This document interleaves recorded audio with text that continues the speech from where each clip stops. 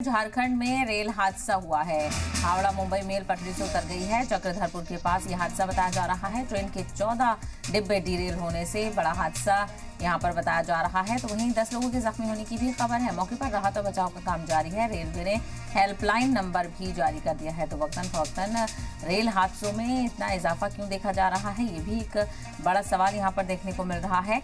तो हावड़ा मुंबई मेल जो है वो पटरी से उतरी है।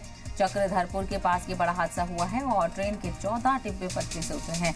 हालांकि अभी कैजुअलिटी को लेकर कोई जानकारी सामने नहीं आ रही है, लेकिन खबर है कि 10 लोग इसमें जख्मी हुए हैं। तो बेहद अफसोसनाक जानकारी, झारखंड में रेल हादसे की खबर सामने आ रही है। हावड़ा मुंबई मेल पटरी से उतर गई है और आखिर ये हादसा हुआ कैसे, इसको लेकर भी जानकारी का इंतजार है। फिलहाल मौके पर राहत और बचाव का काम जारी है। रेलवे ने हेल्पलाइन नंबर जारी कर दिया है। तो लगातार मुल्क में रेल हादसों में इजाफा देखने को मिल रहा है। इसको लेकर भी तशवीश का इजहार किया जा रहा है। तो वहीं इस पर सियासत भी देखने को मिल रही है। अपोजिशन रेल हादसों को लेकर सरकार पर भी हमलावर है। तो एक और हादसा झारखंड से सामने आ रहा है।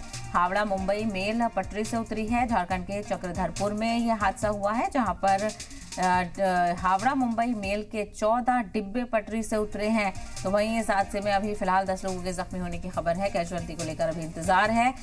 मौके पर राहत और बचाव का काम जारी है। रेलवे ने हेल्पलाइन नंबर जारी किया है और हर मुमकिन मदद फराहम करने की कोशिश यहाँ पर की जाएगी। तस्वीर आपके सामने है।